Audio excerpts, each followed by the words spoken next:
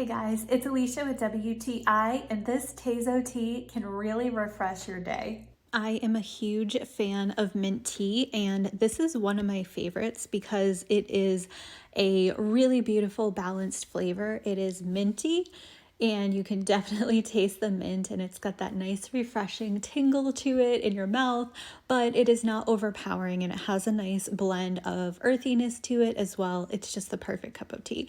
So I love these because they are in individually wrapped sachets, so you can pop a couple of these into your purse or in your desk at work and take them with you.